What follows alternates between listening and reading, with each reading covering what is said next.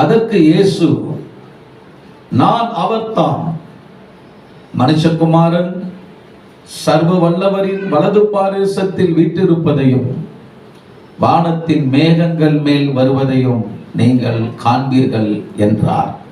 ஒரு அல்லேலூயா சொல்லுவோமா? சத்தமா சொல்லுவோமா? அல்லேலூயா. இந்த உலகத்திலே எத்தனையோ மகான்கள் பிறந்திருக்கிறார்கள், வாழ்ந்திருக்கிறார்கள். அவர்கள் நீண்ட காலமாக கூட வாழ்ந்திருக்கிறார்கள். ஆனால் மனிதனுக்கு மரணம் என்று நிச்சயிக்கப்பட்டிருப்பதால் மரித்து அவர்கள் அடக்கம் செய்யப்பட்டிருக்கிறார்கள். ஆனால் ஒருவர் கூட உயிரோடு கூட எழுந்திருப்பதாக சரித்திரம் இல்லை. ஆனால் இந்த உலகத்திலே ஒரே ஒருவர் மட்டும்தான் இந்த பூமியிலே பிறந்து வளர்ந்து பரிசுத்தமான வாழ்க்கை வாழ்ந்து அவர் மரித்து அடக்கம் பண்ணப்பட்டு 3ஆம் நாள் உயிரோடு கூட எழுந்தவராக இருக்கிறார். அவர் யார் என்றால் நமது ஆண்டவராகிய இயேசு கிறிஸ்து. கைகளை தட்டி நம்ம ஆண்டவருக்கு மகிமை கொடுத்து, இயேசு ஒருவர் மட்டும்தான் இந்த பூமியிலே மரித்த பின்பு உயிரோடு கூட எழுந்தவர். அவர் எழுந்தது மட்டுமல்ல, அவர் இன்றைக்கும் உயிரோடு கூட அவர் இருக்கிறார். கைகளை தட்டி ஆண்டவரை நாம் துதிக்கிறோம். ஹல்லேலூயா. இன்றைக்கும் நம்முடைய தெய்வம் உயிரோடு இருக்கிறார். அதுதான் நமக்கு சந்தோஷம். நம்முடைய வாழ்க்கையில எத்தனை கஷ்டங்கள் நமக்கு வந்தாலும், எவ்வளவு போராட்டங்கள் நம்முடைய வாழ்க்கையில நம்மளை எதிர்த்து வந்தாலும், நம்முடைய தெய்வம் உயிரோடு இருப்பதாலே எல்லாவற்றையும் நாம ஜெயித்து வெற்றி கொள்வதற்கு நம்ம ஆண்டவர் உயிரோடு இருக்கிறார் என்கிற விசுவாசம் நமக்குள்ளாக பலமாயிருப்பதாக. கைகளை உயர்த்தி ஆண்டவரை துதிப்போம். அல்லேலூயா. ஆண்டவர் உயிரோடு இருப்பதாலே எல்லாவற்றையும் நாம ஜெயிப்போம். எத்தனை பேர் அதை விசுவாசிக்கிறீங்க?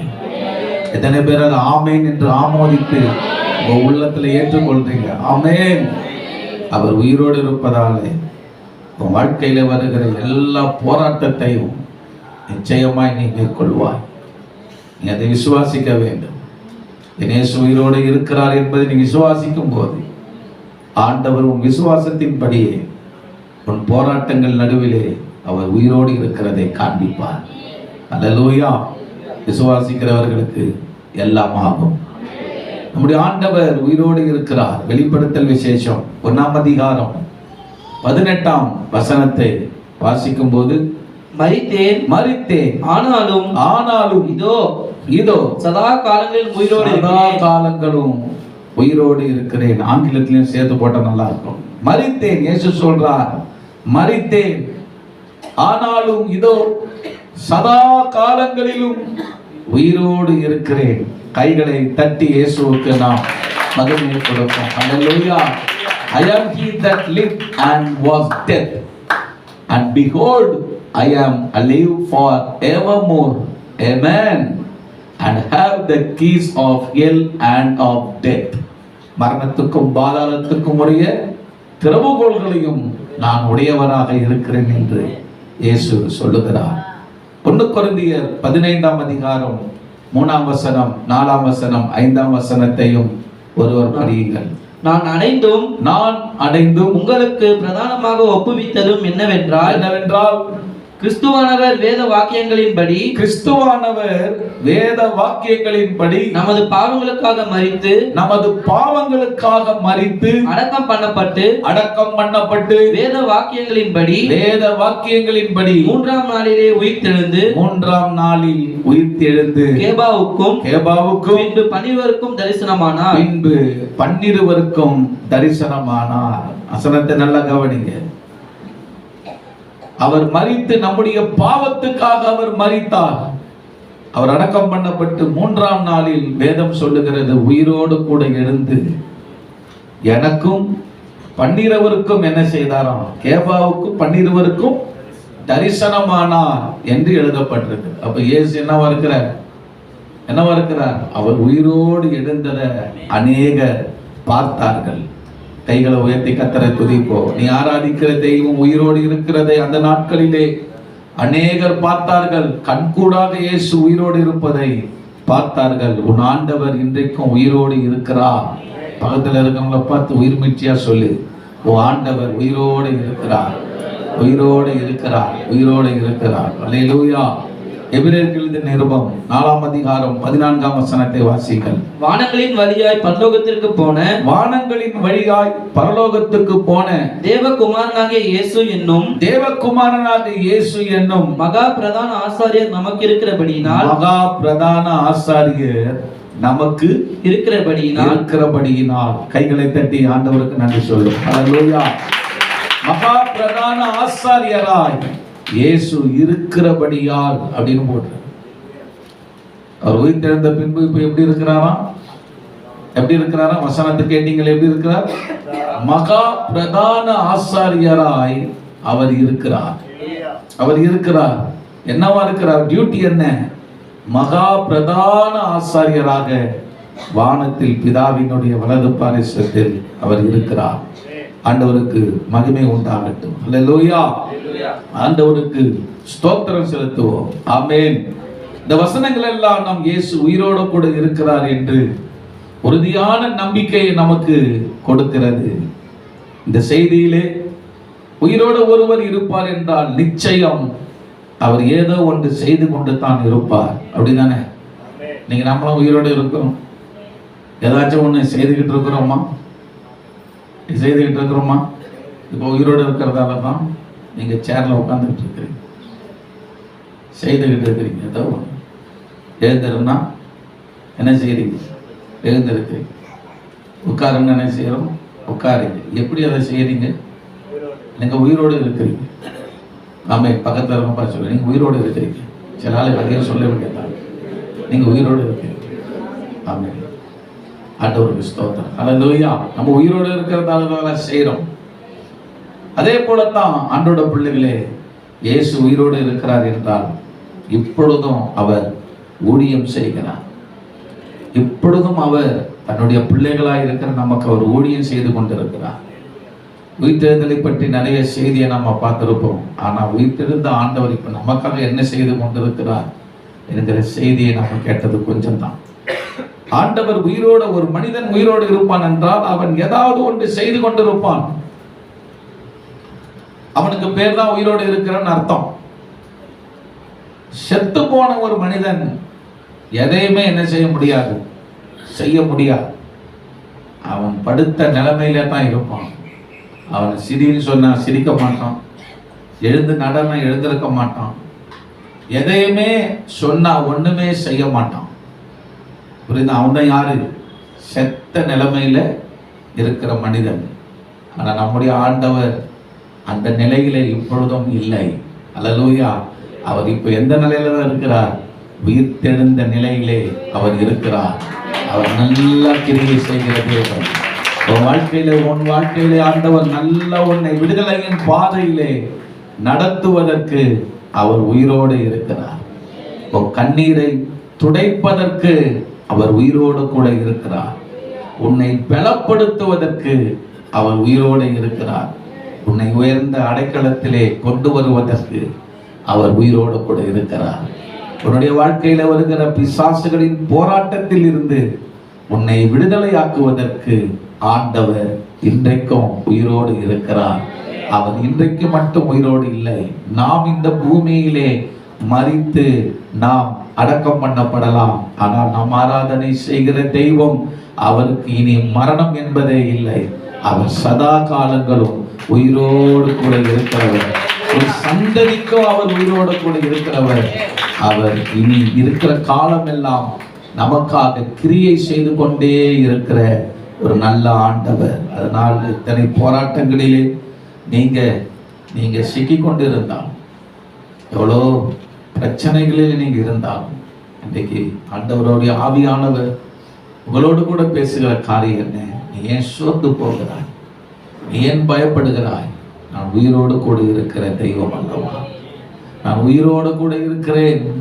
நான் மரித்தேன், ஆனாலும் இதோ சதா காலங்களும் உயிரோடு நான் இருப்பதாலே உனக்கு நான் வழிகளை திறந்து கொடுப்பேன், உனக்கு அற்புதங்களை செய்வேன், உன் வியாதிகளை சுகமாக்குவேன், உன்னுடைய வாழ்வில் இருக்கிற சத்துருவின் போராட்டத்தில் இருந்து உன்னை விடுதலை ஆக்குவேன் என்று ஆண்டவர் இந்த நாளில் நம்மோடு கூட பேசுகிறார். விசுவாசிக்கிறவர்கள் மட்டும் கைகளை உயர்த்தி, இந்த வார்த்தைகள்லாம் ஜீவனுள்ள உண்மை வார்த்தை தான், நான் ஏற்றுக்கொள்ளுகிறேன் மட்டும் கைகளை உயர்த்தி ஆண்டவரை நாம் துதிப்போம். அல்லேலூயா. இயேசு உயிரோடு இருப்பதால் நீ பயப்பட வேண்டாம். அல்லேலூயா. அவர் உயிரோடு இருப்பதால் நீ கலங்க வேண்டாம். ஆண்டவர் உனக்காக காரியங்களை அவர் செய்வார். உயிரோடு இருக்கிறவர்கள் நிச்சயமாய் அவர்கள் கிரியை செய்து கொண்டே தான் இருப்பார்கள். இந்த செய்தியிலே ஆண்டவர் மரணத்தில் இருந்து உயிரோடு எழுந்தார். ஆனால் இப்பொழுது அவர் நமக்காக என்ன ஊழியத்தை அவர் செய்து கொண்டிருக்கிறார், என்ன பணிகளை அவர் நமக்காக செய்து கொண்டிருக்கிறார் என்பதை நாம் அறிந்திருக்க வேண்டும். அப்பொழுது தான் ஆண்டவர் நமக்குள்ளாய் இருந்து அவர் எவ்வளவு ஒரு அன்பான தெய்வம் என்பதை நாம் அறிந்து அவரை தொழுது கொள்ள முடியும். முதலாவது, உயிர்த்தெழுந்த நமது ஆண்டவராக இயேசு நமக்காக செய்து கொண்டிருக்கிற ஊழியம் என்னவென்றால், பரிந்து பேசிக் கொண்டிருக்கிற ஊழியத்தை அவர் செய்து கொண்டிருக்கிறார். கைகளை உயர்த்தி, இயேசுவே உமக்கு ஸ்தோத்திரம். அல்லேலூயா. பரிந்து பேசிக் கொண்டிருக்கிற ஊழியத்தை தெய்வம் நமக்காக பிதாவின் இடத்தில் செய்து கொண்டிருக்கிறார். 1 யோவானின் புஸ்தகம் 2ஆம் அதிகாரம் 1ஆம் வசனத்தை வாசிக்க கேட்போம். என் பிள்ளைகளே, நீங்கள் பாவம் செய்யாதபடிக்கு இவைகளை உங்களுக்கு எழுதுகிறேன். ஒருவன் பாவம் செய்வானேயானால் நீதிபரராயிருக்கிற இயேசு கிறிஸ்து நமக்காக பிதாவினிடத்தில் பரிந்து பேசுகிறவராய் இருக்கிறார். நமக்காக பிதாவினிடத்தில் பரிந்து பேசுகிறவராய் இருக்கிறார். மரணத்தில் இருந்து உயிரோடு எழுந்த தெய்வம் இப்பொழுது என்ன செய்து கொண்டிருக்கிறார்? நமக்காக பிதாவினிடத்தில் பரிந்து பேசுகிறவராய் இருக்கிறார். கைகளை உயர்த்தி, விசுவாசம் எத்தனை பேர் இது நல்லா ஆண்டவரே புரியுது? கை உயர்த்தி, ஏசப்பா பரிந்து பேசுகிற தெய்வமாக அவர் இந்த நாளிலே அவர் இருக்கிறார். பிதாவினிடத்தில் அவர் பரிந்து பேசிக்கொண்டு அவர் இருக்கிறார். அநேகர் இன்றைக்கு உபதேசங்கள் என்ன சொல்றாங்க? மரியாளே, நீ எங்களுக்காக என்ன செய், பரிந்து பேசு அப்படின்னு சொல்றாங்க. மரியாள் என்கிற தாயே, நீ பரிந்து பேசி எங்களுக்காக. அந்தோனியாரே, நீ எங்களுக்காக பரிந்து பேசும். ராயப்பரே, நீ எங்களுக்காக பரிந்து பேசும். அநேக ஊழியக்காரர்கள் கூட நல்ல வல்லமையாய் பயன்படுத்தப்பட்ட தேவ மனிதர்களை கூட சில தெய்வமாக வைத்து அவங்க இயேசுகிட்ட பரிந்து பேசணும் அப்படின்னு சொல்லி ஆவிக்குரிய வட்டாரங்கள் இருக்கிறவங்க கூட இந்த தப்பை செய்கிறாங்க. உனக்கு பரிந்து பேச ஒரு ஆளும் கிடையாது பரலோகத்தில். ஆமென். ஆபிரகாமும் பரிந்து பேச முடியாது, தாவீதும் உனக்கு பரிந்து பேச முடியாது, பவுலையும் பரிந்து பேச ஆண்டவர் வைக்கல, மரியாளும் பரிந்துலாம் பேசலாம் முடியாது. அவங்களே என்ன செய்தாங்க? அவர் என்ன சொன்னாரோ அதன்படி என்னங்க செய்யுங்கன்றாங்க. அவங்களுக்கு அந்த வல்லமெல்லாம் கிடையாது. அவங்கெல்லாம் அந்த அதிகாரம் பெறலை. சிலுவையில் அவங்க உயிரை கொடுத்து அவங்க 3ஆம் நாள் எழுந்திருக்கிற அந்த அனுபவம்லாம் அன்னை மரியாளுக்கு என்னது கிடையாது. அதனால் அவங்களாம் என்ன செய்ய முடியாது, உங்களுக்காகலாம் பரிந்து பேச முடியாது. புரியுதா? இதெல்லாம் ஜனங்களுடைய கண்கள் மறைக்கப்பட்டிருக்கு. கை உயர்த்தி, இயேசு ஒருத்தர் தான் உனக்காக பரிந்து பேச முடியும். அவர் ஒருத்தர் தான் உனக்காக பரிந்து பேசி கொண்டிருக்கிறவர். ஆண்டவருக்கு மகிமை. வேற எந்த மனிதர்களும், பரலோகத்தில் இருக்கிற மனிதர்களானாலும் சரி, இந்த பூமியில் இருக்கிற மனிதர்களானாலும் சரி, ஆமென், அல்லேலூயா, பரலோகத்தில் இருக்கிற ஒருத்தரும் உனக்காக என்ன செய்ய முடியாது, பரிந்தெல்லாம் பேச முடியாது. ஆமென். அந்த அதிகாரம் அவங்களுக்கு கொடுக்கப்படலை, அவங்க அதை செய்யவும் முடியாது. அதனால தான் அந்தோனியார் கோவிலுக்கு போகிறேன், மரியாள் கோவிலுக்கு போகிறேன் அப்படிலாம் கர்த்தர் பிள்ளைங்க என்ன செஞ்சிடக்கூடாது, விடக்கூடாது. இன்னைக்கு கிறிஸ்தவங்க செய்கிற ஒரு பெரிய காமெடி என்ன அப்படின்னு பார்த்தீங்கன்னா, எல்லாரும் இந்துக்கள் எல்லாம் மொட்டை போட்டோன்னா ஏதாச்சும் ஒரு கோயிலில் போய் என்ன செய்வாங்க, மொட்டை போடுவாங்க, சரியா? ஆனால் நம்மளும் ரொம்ப கிளேடியாக வேலை செய்கிறாங்க. நம்ம ஆளுங்க எங்கே போய் மொட்டை போடுவாங்க? வேளாங்கண்ணியில் போய். நீங்களே சொல்கிறீங்க பாருங்க, நான் கூட சொல்கிறேன், உங்களுக்கு பிரச்சனை வேலை தெரியும். வேளாங்கண்ணியில் எங்கே மொட்டை போட்டீங்க சிஸ்டர்? குழந்தைக்கு வேளாங்கண்ணியில் போய் போட்டு வந்தோம். அப்படியா? வேளாங்கண்ணில் இயேசுநாதர் இருக்கிறார் இல்லை? சோத்திரம். சொல்றது புரியுதா? மொட்டை போடுறதா இருந்தால் நல்லா பாபு ஷாப்பில் உட்கார வைத்து அவங்க மொட்டை போடட்டும், கை வைத்து கத்தரை துதிக்கும், தகப்பம் ஒரு சின்ன ஜபத்தை செய்து நீ அவனுக்கு மொட்டை போடு, ஆண்டவருக்கு ஸ்தோத்திரம். வேளாங்கண்ணியில் கொண்டு போய் மொட்டை போடுறத இயேசுநாதர் ரொம்ப சந்தோஷமா ஏற்றுப்பாரா? நீ அங்கே போகிறது ஒரு விக்கிரக ஆராதனை. ஆமென். ஆண்டவருக்கு மயமா வரட்டும். யாராச்சும் அந்த வேளாங்கண்ணி எல்லாம் நம்ம அறியாமையிலான ஜனங்க இருக்கிறாங்க. நம்ம விட அவங்களாம் ரொம்ப பக்தி உள்ளவங்க, பக்தியாக இருக்கிறாங்க. நீங்கள் ஜெபம் பண்ணுறதை விடலாம் அவங்க சூப்பராக ஜெபம் பண்ணுறாங்க, புரியுதா? ஆனால் என்ன, அறியாமையில் இருக்கிறாங்க, அறியாமையில் இருக்கிறாங்க. சாத்தான் கண்களை குருடாக்கி வச்சிருக்கிறான். கர்த்தர் கண்களை எல்லாம் திறந்து அந்த மாதிரியான ஆராதனையில் இருந்தெல்லாம் அவங்களை விடுதலை ஆக்கிட்டாங்கன்னா உங்களை என்னை விட அவங்க வல்லமையாக ஊழியம் செய்வாங்க ஆண்டவருக்காக. நம்ம ஃபாதர் எடுத்துங்க, பெர்மன்ஸ் ஐயா எடுத்துங்க, அவர் அதில் தான் வந்தவர். எவ்வளோ அழகாக ஊழியம் பண்ணுறாரு, வல்லமையாக ஊழியம் செய்கிறார், கத்தருக்கு மயமாட்டாங்க. அதனால அவருடைய இயக்கமெல்லாம் கூட ஜனங்க ரோமன் கத்தோலிக்க ஜனங்களுடைய கண்களெல்லாம் திறக்கப்படணுமே தான் அவர் அழுது இன்னைக்கும் ஜெபம் பண்ணுறாரு.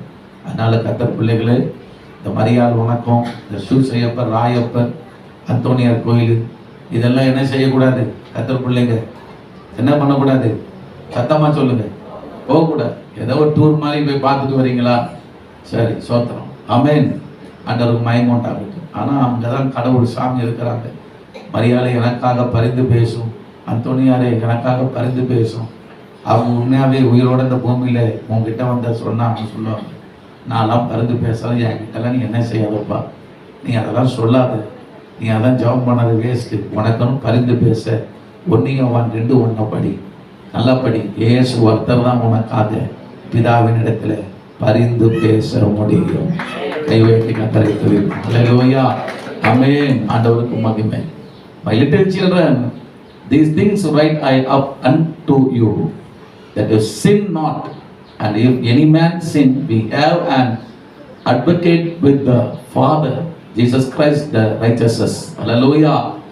என் பிள்ளைகளே, நீங்கள் பாவம் செய்யாதபடிக்கு இவைகளை உங்களுக்கு எழுதுகிறேன். ஒருவன் பாவம் செய்வானே ஆனால் நீதிபரராய் இருக்கிற இயேசு கிறிஸ்து நமக்காக பிதாவின் இடத்தில் பரிந்து பேசுகிறவராய் இருக்கிறார்.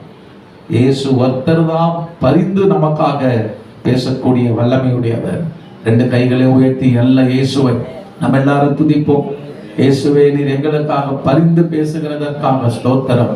நீர் எங்களுக்காக பரிந்து பேசிக் கொண்டிருக்கிறதற்காக உம்மை நாங்கள் ஸ்தோத்திரம் செய்கிறோம். ஆண்டவரே, நீ நல்லவர். ஹல்லேலூயா. ஆண்டவருக்கு மகிமை உண்டாகட்டும். எதற்காக ஆண்டவர் பரிந்து பேசுகிறார்? அது ரொம்ப முக்கியம். எதற்காக தேவன் பரிந்து பேசுகிறார்? அந்த வசனத்தை நல்லா நீங்க பாருங்க. ஒருவன் பாவம் செய்வானே ஆனால் அப்படின்னு எழுதப்பட்டிருக்கு.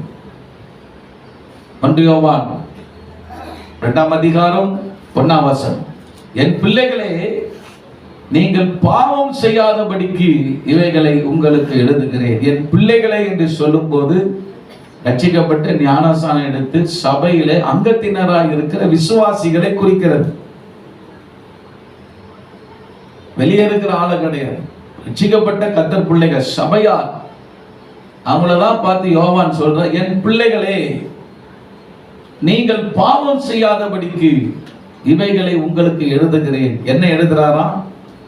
ஒருவன் பாவம் செய்வானே ஆனால், ஒரு விசுவாசி பாவம் செய்வார்களே ஆனால் நீதிபரராய் இருக்கிற இயேசு கிறிஸ்து நமக்காக பிதாவின் இடத்தில் பரிந்து பேசுகிறவராய் இருக்கிறார்.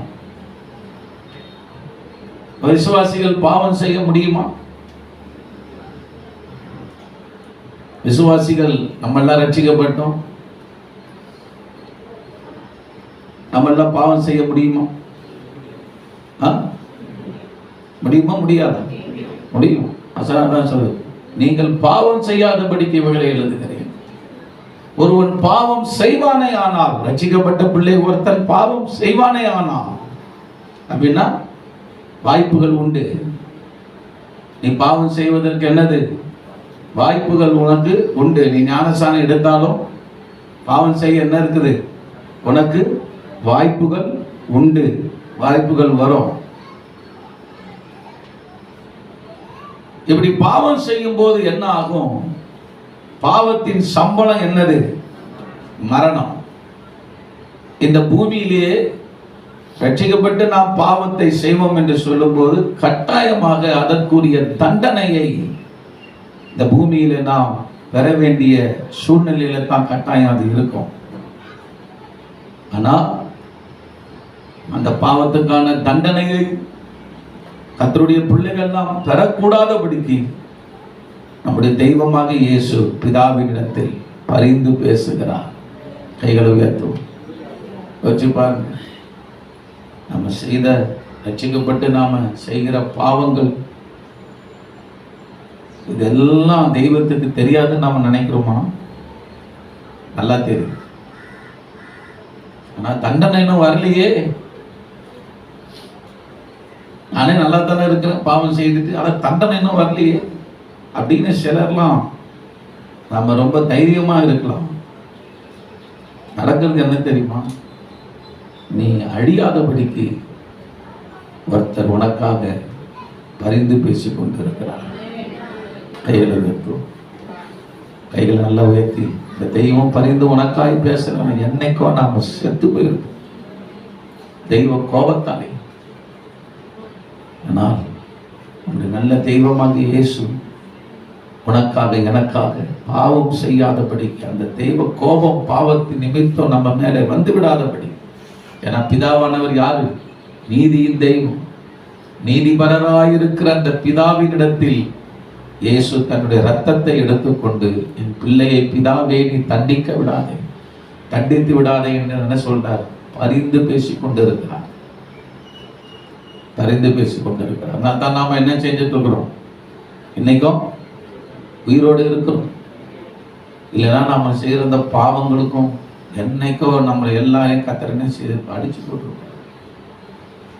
ஒரு விசுவாசி பழைய ஏற்பாட்டுப்படி அவன் ஒரு சபாத் சனிக்கிழமை ஆராதனை அவன் கலந்து கொள்ளலன்னா அவனை கல்லாலே அடிச்சு என்ன செஞ்சணும்? அவனை சாகடிச்சணும். அதுதான் பழைய ஏற்பாட்டின் பிரமாணம். ஓய்வு நாள வருவான், அசட்டை செய்வான் அப்படின்னா அவன் சர்ச்சுக்கு பழைய ஏற்பாட்டின்படி அவன் தேவாலயத்துக்கு போகவில்லை அப்படின்னு தெரிஞ்சிட்டா அவனை என்ன செய்யணும்னா அவனை கூப்பிட்டு வந்து அவனுடைய ட்ரெஸ் எல்லாம் கலட்டிட்டு கல்லு குவியல் இருக்கும் அதை எடுத்து அவன் அடிச்சே சாகடிச்சு அந்த கல்லெல்லாம் குவியெல்லாம் அவன் மேலே போட்டுடணும். அப்போ தான் அந்த கற்குவியலை பார்க்கும்போது ஜனங்களுக்கு பயம் வரும். ஓ, இவன் கடவுளுடைய அந்த நாளை என்ன செய்தாங்க, அசட்டை பண்ணினவன், நமக்கும் இதுதான் அப்படின்ற அந்த பயம் ஜனங்களுக்கு வரும்போது அந்த தவறை செய்யக்கூடாது என்பதற்கெல்லாம் பழைய ஏற்பாட்டுப்படி தான் நடந்துச்சு. புதிய ஏற்பாட்டில் இந்த மாதிரி கட்டளை இருக்கும்னு சொன்னா எத்தனை கற்குவியலை நாம பார்க்கணும்னு யோசிச்சு பாருங்க. எவ்வளவு கற்குவியல் என்ன செய்ய வேண்டியது இருக்கும்? அயலானந்தூர் முழுக்க கற்குவியல் தான். எல்லா சில இடங்கள்ல இருக்கும். கோலப்பஞ்சேரியில நிறைய கற்குவியல் இருக்கும். அந்தந்த ஏரியால யோசிச்சு பாருங்க. ஞாயிற்றுக்கிழமை ஆராதனை எவ்வளவு அசட்டையா சில ஆட்கள் அதெல்லாம் எடுத்து சேராங்க. இந்த தேவனை தொழுது கொள்ளுகிறதற்கு வராம எத்தனை பேர் இருக்கிறாங்க. அன்னைக்கு உடனே ஆசாரியை கூட்டு போய் சாயங்காலம் பாசலை கூட்டு போய் பழைய ஏற்பாடு படி கல்லெல்லாம் அங்கே குவிச்சு வச்சு யாரும் சட்டம் அது யாரும் யூத குலத்தில் ஒன்றும் செய்ய முடியாது. அடித்து காலி பண்ணி கற்குவியில தான் வச்சுட்டு வரணும். ஆமென். அந்த மாதிரி சட்டம் இப்போ புதிய ஏற்பாட்டில் இருந்தா இங்கே எத்தனை கற்குவியல் வீட்டாண்ட இருக்கணும்னு யோசிச்சுப்பாங்க. ஸ்தோத்திரம். இந்த ஞாயிற்றுக்கிழமை வராத விசுவாசிகளுக்கு எல்லாம் என்னதான் கல்லிலேயே சமாதி கட்டிடும். ஸ்தோத்திரம். அது இருந்தால் ரொம்ப நல்லா இருந்தது. புதிய ஏற்பாடு சமாதியை பண்ணிடலாம். சோத்திரம். ஒரு தெய்வத்தை மகிமைப்படுத்த அவர் தெய்வம்னு அறிந்தோம், அவரை தெய்வம்னு மகிமைப்படுத்தாமல் ஸ்தோத்தரியாமலும் எத்தனை ஞாயிற்றுக்கிழமையில என்ன செய்யறோம்? துணிகரமா என்ன செய்யறோம்? பல சாக்குகளை சொல்லி, பல காரியங்களை சொல்லி அந்த வீட்டுக்குள்ள என்ன செய்யறோம்? நம்ம வேலைகளை எல்லாம் விருப்பத்தோடு செய்து கொண்டிருக்கிற எத்தனை விசுவாசிகள். புதிய ஏற்பாட்டில் இந்த சட்டம் வரக்கூடாது ஆண்டவரே அப்படின்னு இருந்தா ரொம்ப நல்லா. ஆனால் ஆண்டவர் அந்த நியாய தீர்ப்பெல்லாம் புதிய ஏற்பாட்டில் இல்லாம கர்த்தர் மாற்றி போட்டார். ஆனா அது பாவம் தான். அது என்னதான்? அது பாவம். அந்த பாவம் உன் வாழ்க்கையிலே உன்னை இன்னைக்கும் அது முழுகடித்து உன்னை நிர்மூலமாக்காமல் இருக்கிறது. அதற்கு காரணம் என்னன்னா, பிதாவினிடத்தில் ஆண்டவர் பரிந்து பேசிக் கொண்டிருக்கிறார். அம்மா பிரதர், என் பையன் மாறிடுவான், என் மகன் மாறிடுவான், அவன் ஒழுங்கா ஆலயத்துக்கு வருவான், அவன் அந்த சிஸ்டர் என் மகன் மாறுவா, ஒழுங்கா ஆலயத்துக்கு வருவா. பிதாவே அன்னை உன்னை மகிமைப்படுத்தாம அவங்க செய்கிற இந்த பாவத்தை, ரத்தத்தை நான் சிந்திருக்கிற பிரதான ஆசாரியனுடைய வேலை என்ன? அவன் ரத்தத்தை எடுத்துக்கொண்டு போய் ஜனங்களுடைய பாவத்திற்காக அவன் பரிந்து பேசுவான். இன்னைக்கும் இயேசு அந்த ரத்தத்தை, தன்னுடைய சொந்த ரத்தத்தை பிதாவினிடத்தில் கொண்டு, என் பிள்ளையை தண்டித்து விடாதீங்க, இதோ அவர்களுக்காக நான் சிந்திருக்கிற ரத்தத்தை பாரு, அவர்கள் மனம் திரும்பி விடுவார்கள், அவங்க சரி செய்து கொள்ளுவார்கள், பிதாவே அந்த தண்டனை அவர்கள் மேல் வராமல் இருப்பதாக என்று பரிந்து பேசிக் கொண்டிருப்பதால்தான் ஆண்டவர் என்ன செய்கிறார்? இன்னைக்கும் அந்த தண்டனைகள் நம்ம மேல என்ன செய்யல வராம நம்ம காப்பாற்று கொண்டிருக்கிறோம். நம்ம ரொம்ப தைரியமா இருந்துடக்கூடாது, ஒன்னும் நடக்கல, நமக்கு என்ன நடக்க போகுது அப்படின்னு. அந்த பரிந்து பேசுறதும் ஒரு நேரத்துல ஸ்டாப் ஆயிடும். அந்த ஸ்டாப் ஆயிட்டுன்னு சொன்னா நிச்சயமா அந்த காரியங்கள் நம்ம வாழ்க்கையில நீதி நடைபெறும். அதனால கர்த்தர் பிள்ளைகள், உங்க வாழ்க்கையில நீங்கள் பாவம் செய்யும் போது பரிந்து பேசுகிற தெய்வம் ஒருவர் இருக்கிறார். அது முடிந்த அளவுக்கு பாவம் செய்யாதபடிக்கு உங்க வாழ்க்கை நீங்க என்ன செய்யணும்? கர்த்தருடைய கட்டளைகள், கர்த்தருடைய நியமங்கள் எல்லாம் கருத்தாக நீங்க கை கொண்டு வரும்போது உங்களுக்கு அது ஆசீர்வாதமாக இருக்கும். பாவம் என்று சொல்லும்போது ரெண்டு விதத்திலே பாவங்கள் உண்டு. ஒன்று தவறுதலாய் செய்து விடுகிற பாவம், திடீர்னு ஒரு சூழ்நிலையில வந்துடும். வாசிக்கலாம். மார்க்கு சுவிசேஷ புத்தகம் 14ஆம் அதிகாரம் 66 இருந்து வசனங்களை படிங்க. மார்க்கு 14ஆம் அதிகாரம் 66 இருந்து. அத்தருணத்திலே பேதுரு கீழே அரண்மனை முற்றத்தில் இருக்கையில் பிரதான ஆசாரியனுடைய வேலைக்காரிகளில் ஒருத்தி வந்து குளிர் காய்ந்து கொண்டிருக்கிற பேதுருவை கண்டு அவனை உற்று பார்த்து நீயும் நசரேயனாகிய இயேசுவோடு இருந்தாய் என்றாள். நீயும் இயேசுவோடு கூட இருந்தாய். அதற்கு அவன், நான் அறியேன், நீ சொல்லுகிறது எனக்கு தெரியாது என்று மறுதலித்து பாவம் பண்றான் பாருங்க. வெளியே வாசல் மண்டபத்திற்கு போனான். போதும், அவன் பாவம் பண்றான் பாரு. இயேசு கூட தானே பேதுரு இருந்தாரா இல்லையா? ஆனா அவன் சொல்றது என்ன? நான் அறியேன், எனக்கு தெரியாது, பொய் சொல்றான். அதுக்கப்புறம் மறுதளிக்கிறது ஒரு பாவம். அப்புறம் வெளியே வாசல் மண்டபத்துக்கு போனான். அப்பொழுது சேவல் கூவிற்று. வேலைக்காரி அவனை மறுபடியும் கண்டு இவன் அவர்களில் ஒருவன் என்று அருகே நின்றவர்களுக்கு சொன்னாள். அவன் மறுபடியும் மறுதளித்தான். மறுபடியும் என்ன செய்யறான்? மறுபடியும் பாவம் செய்யறான், மறுபடியும் மறுதளிக்கிறான். இல்ல, நான் உண்மையா ஒரு தடவை மறுதளிச்சிட்டேன், ஆனா இயேசுதான் அவர் கூட நான் இருந்தேன் அப்படின்னு தான் சொல்லணும். ஆனா மறுபடியும் 2வது முறையும் மறுதளிக்கிறத நம்ம பார்க்கிறோம். அப்புறம் சற்று நேரத்துக்கு பின்பு மறுபடியும் அருகே நின்றவர்கள் பேதுருவை பார்த்து, மெய்யாகவே நீ அவர்களில் ஒருவன், நீ கலிலேயன், உன் பேச்சு அதற்கு ஒத்திருக்கிறது என்றார்கள். அதற்கு அவன் நீங்கள் சொல்லுகிற மனுஷனை அறியேன் என்று சொல்லி. போதும், நீ சொல்லுகிற மனுஷனை என்னவா? அறியேன். உண்மையா இயேசுவை பேதுரு அறியலையா? சொல்லுங்க. நீ சொல்லுகிற அந்த இயேசு என்றவரை நான் எனக்கு தெரியாது, அறியேன். எவ்வளவு பெரிய பாவம் இல்ல? பாவமா இல்லையா? பாவமா இல்லையா? அவ்வளவு பெரிய பாவம். அதோடு மட்டும் இல்ல என்று சொல்லி சபிக்கிறான், சபிக்கிறார், சத்தியம் பண்றார். பயங்கர பாவம். இன்னைக்கு நிறைய பேர் வாயில் என்ன வருது? சாபம், சபிக்கிறது. இதெல்லாம் பாவம்னு என்னைக்காச்சும் உங்களுக்கு தெரியுமா? தெரியுமா? தூங்குற ஆளெல்லாம் ஒரு சீட்டுக்கு ஒரு ரோல 2 ஆளுங்க இருக்கு. சபிக்கிறது பாவம் தெரியுமா? சபிக்கிறது பாவம். கர்த்தர் பிள்ளைங்க வாயிலிருந்து என்ன வரக்கூடாது? சாபம் வரக்கூடாது. இதுக்கெல்லாம் தண்டனை இருக்குது. ஆனா ஏன் இன்னும் அந்த தண்டனை நிறைவேறல? பிதாவினிடத்தில் இயேசு பரிந்து பேசிக் கொண்டிருக்கிறார். வாழ்க்கையில நீங்க பாருங்க, பக்கத்து வீட்டில் இருக்கிறவங்க சாபம் விடுவோம். சொந்த குடும்பத்திலேயே என்ன செய்வாங்க? சாபம். குடும்பத்திலேயே கணவனை சாபம் விடுறது, மனைவியை சாபம் விடுறது, பிள்ளைகளை சாபம் விடுறது. இதெல்லாம் ஆண்டவருக்கு ரொம்ப மகிமையா இருக்குமா? சரியா? ஒரு சின்ன சின்ன விஷயத்துக்கெல்லாம் என்ன வந்து அந்த வாயில சாபம். நீ என்ன கேதில போறப்ப, நீ என்னவா ஆக போறப்ப. கர்த்தர் பிள்ளைகளே, இதுவரை நீ சாபம் விட்டுருக்கலாம். ஆனா நீ சாபம் விட்டதுக்கு உனக்கு தண்டனை இருக்குது.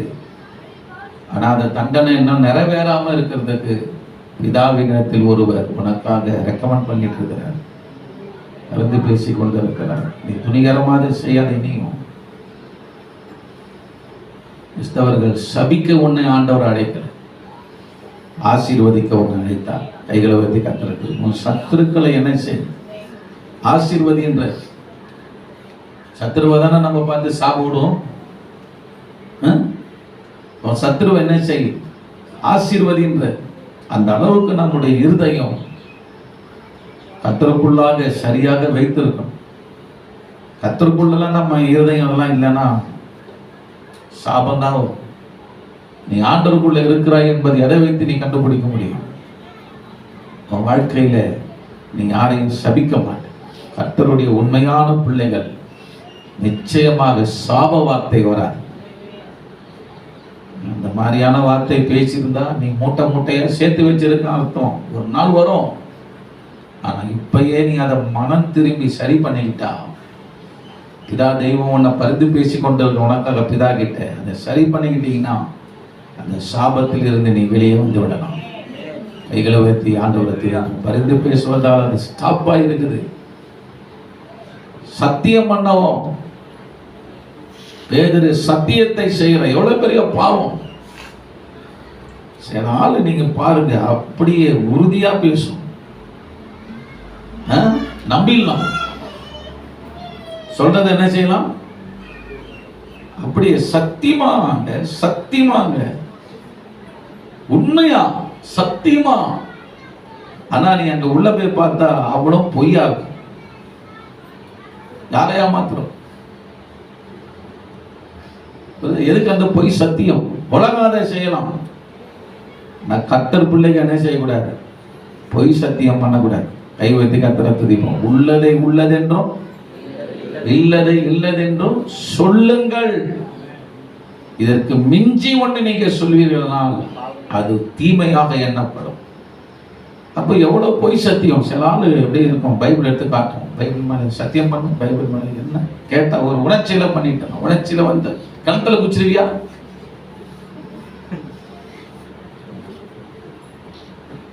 ஆணவம் பெருமை இருந்தா இதெல்லாம் உணர்ச்சி அப்படித்தான் இருக்கும். கோபம் நமக்கு அதிகமா வருதுன்னா அந்த அளவுக்கு பெருமை இருக்குன்னு அர்த்தம். பாஸ்டர் மோகன் அடிக்கடி அதான் சொல்லுவாங்க. நமக்கு கோபம் அதிகமா வருதுன்னா அந்த அளவுக்கு பெருமை இருக்குன்னு அர்த்தம்னு வரும்.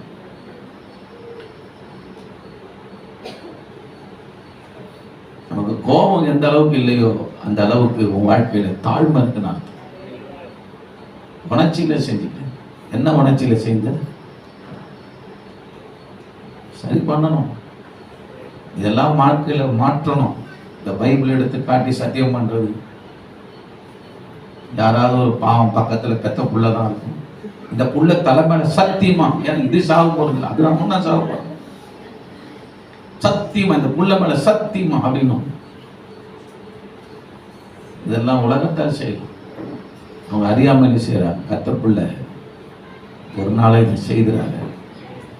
இதெல்லாம் பாவம். சத்தியம் பண்ணினான், சபிக்கவும் சத்தியம் பண்ண தொடங்கினான். ஆனால் இவ்வளவு பெரிய பாவத்தை செய்த பேதுரு, அதுக்கு அடுத்த வசனம் நீங்க பாருங்க. உடனே சேவல் இரண்டாம் தரம் கூவிற்று. உடனே சேவல் இரண்டாம் தரம் கூவிற்று. சேவல் 2 தரம் கூவுவதற்கு முன்னே நீ என்னை 3 தரம் மறுதலிப்பாய் என்று இயேசு தனக்கு சொன்ன வார்த்தையை பேதுரு நினைவு கூர்ந்து மிகவும் அழுதான். கையை வைத்து, ஆண்டவரே, இந்த மாதிரி குணம் எங்க வாழ்க்கையில வரும். இதுதான் தவறுதலா செய்யறப்பா. அவனும் ஒரு பயத்துல தான் செய்யும். ஒரு பயம். நம்மளை எங்கடா கொலை செய்திருவாங்க. இந்த இயேசுவோட கூட இருந்தா அவரை தான் கொலை செய்யறாங்க. அவன் ஹார்ட்ஃபுல்லா அதை செய்யல. இயேசுவை கொலை செய்திருவாங்க. பேதுருக்கு நல்லா தெரியும். உண்மையா அவன் சீசனா சொன்ன என்னையும் காலி பண்றான். அந்த மரணத்தின் பயம் பேதுருக்கு இருந்ததால அவன் என்ன செஞ்சிட்டான்? பயத்துல என்ன செஞ்சிட்டார்? அவர் சபிக்கவும் சத்தியம் பண்ற பாவத்தை எல்லாம் செய்துட்டார். செய்துட்ட பிறகு கவனிங்க, அந்த தவறை நாம செய்துட்டோமே என்கிற அந்த ஃபீலிங்ஸ் பேதருக்குள்ள இருக்கிறத பார்க்கிறோம். அவன் மனக்கசந்து அழுதான்.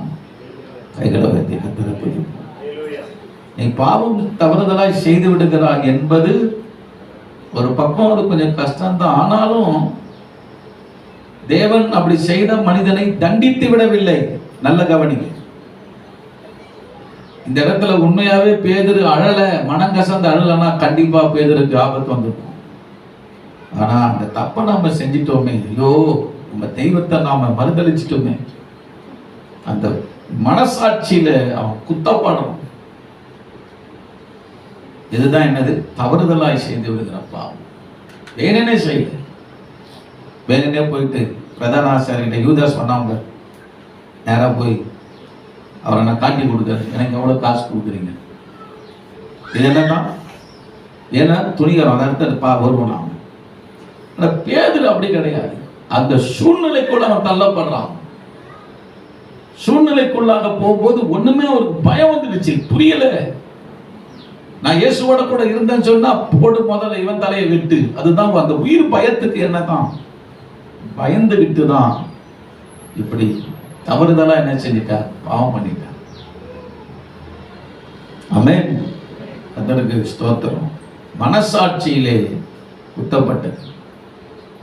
உங்க வாழ்க்கையிலே பாவத்தை தவறுதலாய் செய்து விடுகிறீர்கள். ஆனால் உங்க மனசாட்சியிலே அது பாவம்னு உணர்த்துதான். நமக்கு அது உணர்த்துதான். உணர்த்தனா தான் மனுஷன், உணர்த்தனா தான் விசுவாசி. என்ன வேணாலும் நீ பேசுவ, என்ன வேணாலும் நம்ம பண்ணுவோம், என்ன வேணாலும் செய்வோம், எத்தனை விபச்சாரமும் பண்ணுவோம், எவ்வளவு வேணாலும் அட்டகாசம் பண்ணுவோம், பாவம் செய்வோம்.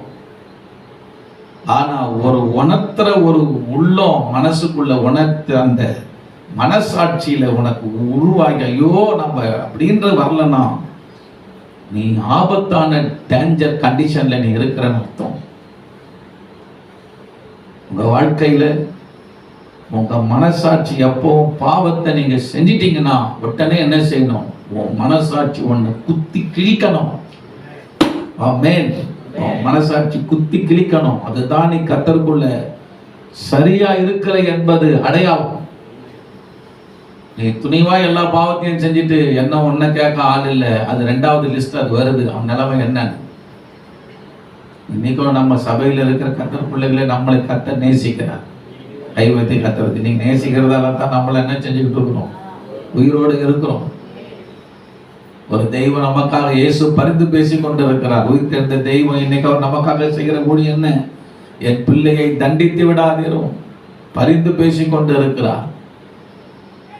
அதே சமயம் நீ தவறுதலாய் ஒரு பாவத்தை செய்து விட்டாய், தவறுதலாய் ஒரு காரியத்தை நீ திடீரென்று உனக்கு சூழ்நிலையில நீ செய்து விட்டாய். ஆனா நீ செய்ய வேண்டியது என்ன? உடனடியாய் பேதுருவை போல நீ மிகவும் மனம் கசந்து அழ வேண்டும். உனக்குள்ள அந்த மனசாட்சியில குத்தப்படும். இந்த பாவத்தை நான் செய்துட்டேனே அப்பா, இந்த பாவத்துக்குள்ள நான் விழுந்து விட்டேனே அப்பா, இந்த பாவத்துக்குள்ள நான் இன்வால்வ் ஆயிட்டேனே அப்பா, ஆண்டவரே மனசை நான் எவ்வளவு வேதனைப்படுத்திருக்கேன், உன் மனசை நான் எவ்வளவு துக்கப்படுத்தி இருக்கிறேன். ஐயோ தெய்வமேன்னு சொல்லி என்ன செய்யணும்? நீ அழணும். அவன் தான் சரியான விசுவாசி. அதுதான் தவறுதெல்லாம் நீ செய்துட்டனா இப்படிப்பட்ட ஆளுக்கு தான் கர்த்தர் என்ன செய்றார்? என்ன செய்வார்? நிச்சயம் பரிந்து பேசி கொண்டிருப்பார், பரிந்து பேசி கொண்டிருப்பார். அது வேணனே செய்து அந்த சூழ்நிலை அவன் பயத்தில் அதை செஞ்சிட்டான். ஆனா அதுக்கு பின்பு இயேசுவை அவன் அபிஷேகம் பெற்றுக்கொண்ட பின்பு பேதுரு சொல்றார், இவனை தூக்கி சிலுவையில் அறையுங்க அப்படின்றான். பேதுரு சொல்றார், வரலாறுல சொல்லப்படுது, தூக்கி நீ சிலுவையில் அரைஞ்சனா ஏசுநாதருக்கும் எனக்கும் சமமாயிடும். ஏன்னா அவரையும் ஸ்ட்ரெயிட்டாக தான் சிலுவையில் அரைஞ்சாங்க, என்னையும் அந்த 2 பேரும் ஒன்றாயிடும்.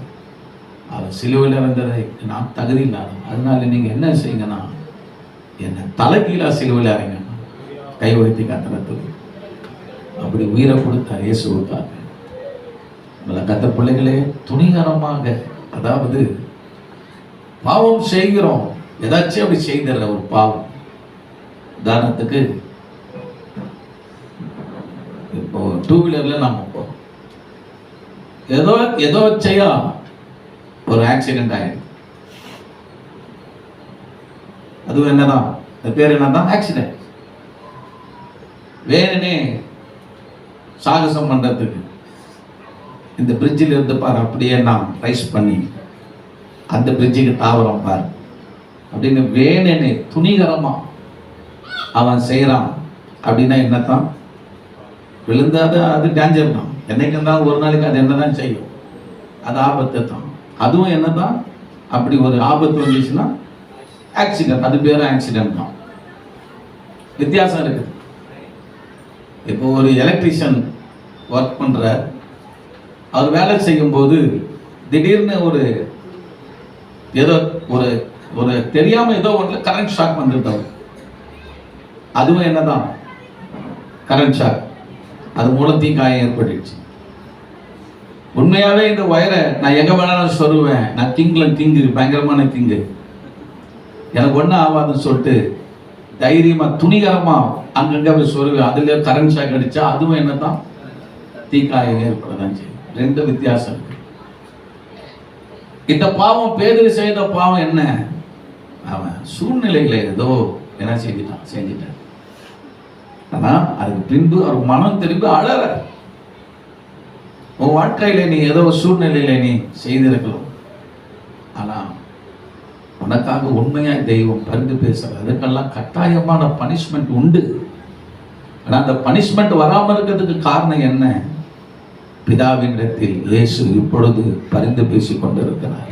அதனால்தான் தண்டனை உனக்கு இல்லை, தண்டனை உனக்கு இல்லை.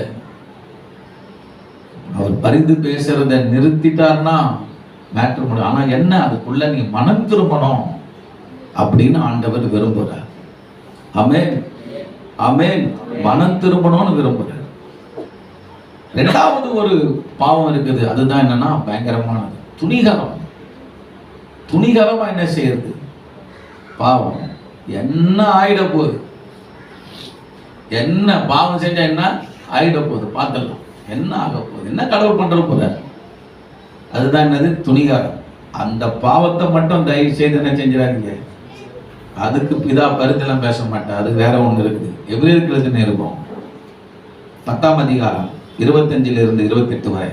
சபை கூடி வருதலை சிலர் விட்டு விடுகிறது போல, சபை கூடி வருதலை சிலர் விட்டு விடுகிறது போல. போதும். அந்த நாட்களே சபையில் இருக்கிற விசுவாசிங்க என்னதான் செஞ்சிருக்கிறாங்க? என்ன செஞ்சிருக்கிறாங்க? வசனத்தை படிச்சீங்களா இல்லையா? எல்லாம் கையில பைபிள் இருக்கா? தூங்குற ஆட்கள் எல்லாம் பைபிள் வைங்க கையில. பைபிள் இருக்கா? எல்லா கையில பைபிள் எடுத்து காட்டுங்க. தேவதாஸ் ஐயா பைபிள் இருக்கா? கொஞ்சம் பைபிள் எடுத்து காட்டுங்க. Very good. எல்லா கையிலும் இந்த பைபிளை படிக்கும் போது அந்த டிவி ஒரு பக்கம் பார்த்தாலும் நீங்க பைபிளை பார்க்கணும். அப்பதான் பைபிள் எழுதி இருக்கிறேன். இந்த பக்கம் எல்லாம் பைபிள் எடுத்து வந்திருக்கீங்களா? எல்லா கையிலும் பைபிள் இருக்குதா? எல்லா கையிலும் பைபிள் இருக்குதுல்ல? ஓகே, அவங்க படிங்க. படி. சபை கூடி வருதலை சிலர் விட்டு விடுகிறது போல போதும். அந்த நாட்களிலேயே சபை கூடி வருதலை சிலர் என்னதான் செஞ்சாங்க? விட்டாங்க. புரியுதா? அதனால விட்டாங்கன்னு சொல்லி நம்மளும் விடலாம் அப்படின்னு சொல்லிட்டு இருக்கிறாருங்க. அந்த வசனத்தை நல்லா பாருங்க. விட்டு விடுகிறது போல நாமும் விட்டு விடாமல் பவுல் சொல்றாரு, நீ விட்டுறாத. பக்கத்துல கைப்பிடிச்சு சொல்லுங்க, சபை கூடி வருதல் என்ன செய்யாத, ஒரு வாரமும் விடாத. கைப்பிடிச்சு நல்லா சொல்லு, தூங்குற ஆளை தட்டி சொல்லு, சபை கூடி வருதல ஒரு வாரமும் விடாத. ஆமென். விட்டு விடுங்க. யாரோ சிலர் விடுறாங்க, அதை பார்த்து நீ அதை காப்பி அடிக்காத. அதை அவன் பாவம் செய்யறான். ஆமென். அந்த பாவத்தை நீயும் செய்யாத. அதெல்லாம் துணிகரமா இருக்கிறவங்க அந்த காரியத்தை செய்வாங்க. சிலர் விட்டு விடுவது போல நீங்களும் விட்டு விடாமல் ஒருவருக்கு ஒருவர் புத்தி சொல்ல, ஒருவர் என்ன செய்யணுமா? புத்தி சொல்ல கடனும். ஒரு ஆளு சர்ச்சைக்கு வரலன்னா விசுவாசிகளே கவனிங்க, அவனை போய் பார்த்து புத்தி சொல்லணும். சிஸ்டருக்கு என்ன செய்யணும்? வரலன்னா புத்தி சொல்லணும் அவங்களுக்கு. இந்த மாதிரி நீ சபைக்கு வராம இருக்கியே, சபைக்கு வந்தே சில ஆட்கள் என்னதான் கீழ்ப்படிதல் இல்லை. இன்னும் சபைக்கே வரலன்னா அவங்க நிலைமை என்ன எப்படி இருக்கும்? பயங்கரமா இருக்கும். அதனால்தான் அதெல்லாம் சொல்லணும். நீ சபைக்கு வராம இப்படி இருக்கிற, இன்னும் நீ சுத்தமா நீ வராலே, அதான் சபைக்கு வராலே என்னதான் கஷ்டமா இருக்குது. பாவங்களை மேற்கொண்டு கிருபையை கேட்கிறது கொஞ்சம் கஷ்டம். ஆனா ஜெயிச்சு வரும். சுத்தமா நீ சபைக்கே வரலன்னா போக வேண்டியதான் நேரா எங்கேயாச்சும். புரியுதுங்களா? அறிவுரை சொல்லணும், புத்தி உபதி சொல்லணும். சபைக்கு நீ வராம இருக்கிற எவ்வளவு பெரிய பாவம் தெரியுமா? சொல்லணும். ஒருவருக்கு ஒருவர் என்ன செய்யணுமா? சபை கூடி வராதவங்களுக்கு பார்த்து புத்தி சொல்லணும். கை வைத்து ஆண்டவரை துதிப்போம். பின்னாடி இருக்கவங்க எல்லாம் கைகளை வைத்து கர்த்தரை துதிப்போம். புத்தி சொல்லணும். நாம ஒருத்தருக்கு ஒருத்தர் அறிவுரை சொல்லணும். சில நாளுக்கு அதுல அந்த இன்ட்ரெஸ்டே இல்லை. அது வாழ்க்கையில பயங்கர பிரச்சனைகள் வரும். சபை கூடி வருதுல விட்டு விடுற ஆள். ஒரு சிலர் ஒரு குறிப்பிட்ட ஒரு நபருக்கு என்கிட்ட வந்து 1000 பிரச்சனைய சொல்றான். இந்த பிரச்சனை, அந்த பிரச்சனை, அது பாஸ்டர், இது பாஸ்டர், அது பாஸ்டர், இது பாஸ்டர். நான் சொன்ன ஒரே காரியம், நீங்க சபைக்கு ஒழுங்கா போறீங்களா? அது சொன்ன பதில் இல்லை. அப்ப நான் சொன்னேன், இந்த பிரச்சனைகளுக்கெல்லாம் காரணமே நீங்க ஒழுங்கா சபைக்கு போவாங்க. ஒழுங்கா நீங்க சபைக்கு போனீங்கன்னா இந்த பிரச்சனை மாறும்ன்ற இந்த வார்த்தைக்கு என்ன கொடுக்கவே இல்லை, காதே கொடுக்க மாட்டேங்குது. அம்மா செவி கொடுக்க மாட்டேங்குது. வேற மேட்டர் பேசுது. நான் உஷாரானாலும் மறுபடியும் அதுக்கு தான் வரேன். நீங்க 1000 பேசு, அந்த பாயிண்ட்டுக்கு தான் நான் வருவேன். சபை கூடி வரதில்ல நீங்க விட்டுருங்க, அதான் தாப்பு. மறுபடியும் அந்த பாயிண்ட்டுக்கு தான், இந்த பாயிண்ட் வேற பாயிண்ட். அப்போ பார்த்தேன், இது என்னதான் கடினமான இருதயம். இது தேவ கட்டளைக்கு கீழ்ப்படியாத இருதயம். அதனால கையை வச்சா சுத்த இப்படி. சபை கூடி வரலன்னா இந்த நிலைமை தான். உள்ள யாரு இருக்கிறா? அண்ணா உட்காந்துக்கிற. புரியுதா? சபை கூடி வரலன்னா பிசாசு உள்ள வந்துடும். ரொம்ப கவனமா நீங்க இருங்க. சபை கூடி வருவதுதான் அக்கினியில நீ நிரம்பி இருக்கிற அர்த்தம். உன்னை சுற்றி தேவன் மதிலாக இருக்கிறார். கைகளை தட்டி கத்தர் கூடி. சபை கூடி வரும்போதுதான் உன்னோட கத்தர் கூட இருக்க முடியும். நீ சபை கூடி வருதல விட்டுட்டனா என்னதான் எங்க இருக்கிற பிசாசம் உள்ளத்துல இருக்கும். நீங்க நல்லா பாருங்க, நான் எழுதி கூட கொடுக்குறேன். நீங்க நல்லா யோசிச்சு பாருங்க. சபைக்கு வராத ஆட்கள், நான் ரொம்ப பிளஸிங்கா இருக்கிறேன், டாப் லெவல்ல இருக்கிறேன் அப்படின்னு நீங்க யாராச்சும் ஒரு ஆளை காட்டுங்க. நீங்க நல்லா பாருங்க. ஒண்ணு குடிகாரங்களா தான் இருப்பான், ஒண்ணு பாவம், ஏதோ ஒரு பாவம் செஞ்சுக்கிட்டு தான் ஏதோ ஒரு வாழ்க்கையை ஓட்டிக்கிட்டு இருப்பான். சபையை விட்டோம்னா பரிசுத்தம் போச்சு, அவ்வளவுதான். சபையை விட்டோம்னு சொன்னோம்னா வாழ்க்கையில எங்க இருக்கிற பிசாசம் உன் உள்ளத்துக்குள்ள வரும். வீட்டுக்குள்ள வர்றது ஒரு பக்கம் இருக்கட்டும், உனக்குள்ளேயே வந்துடும். இயேசு என்கிற அந்த தெய்வத்தோடு கூட அவன் நெருக்கத்தை விட்டான். பேர் யாரு? யூதாஸ். பைபிள் சொல்லுது, சாத்தான் அவனுக்குள் புகுந்தான். முடிஞ்சு போச்சு. இயேசுவோட ஆராதனை நீ விட்ட, அவரை தொழுது கொள்ற வசிப்பை நீ விட்டனா, பேய் உள்ளத்துக்குள்ள தான் வரும்.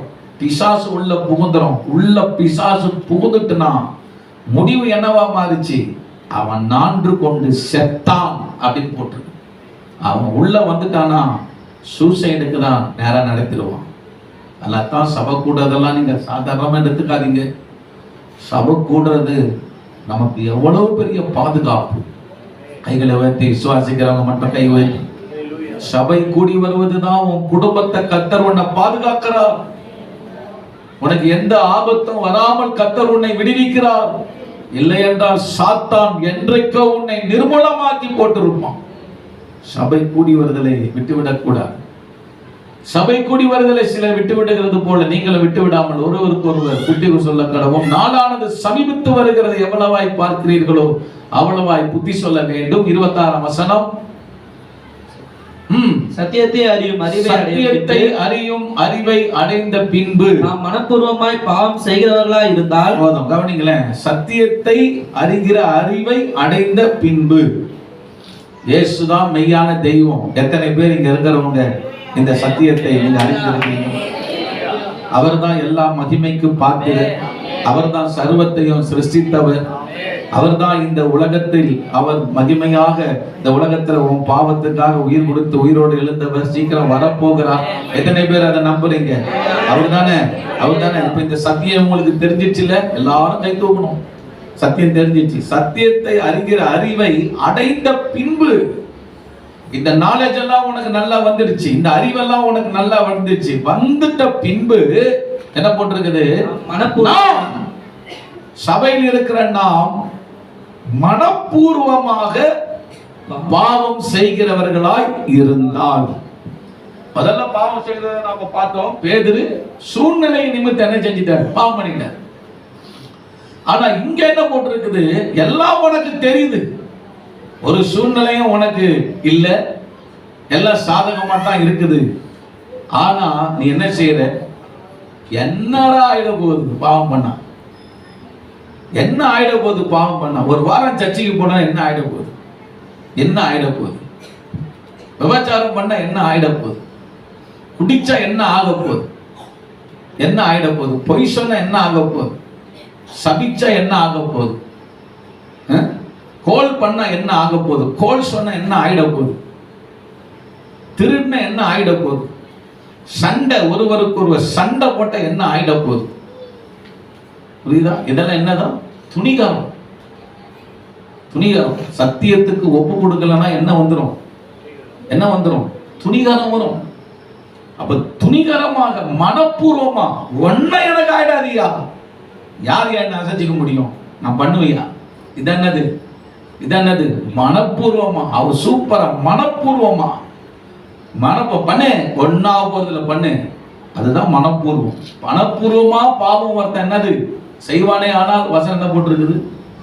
பாவங்களின் நிமித்தம் செலுத்தத்தக்க வேறொரு பலி, செலுத்தத்தக்க வேறு ஒரு பலி இனி இராமல், இனி உனக்கு கிடையவே கிடையாது. கவனிங்க, துணிகரமா பாவம் செய்யறவனுக்கு இயேசுநாதருடைய பலி அவனுக்கு பரிந்து பேசுவதற்கு ஆண்டவர் அவனுக்கு செய்ய மாட்டார். அந்த பலி ஒர்க் அவுட் ஆக துணிவா பாவம் செய்யறவன்.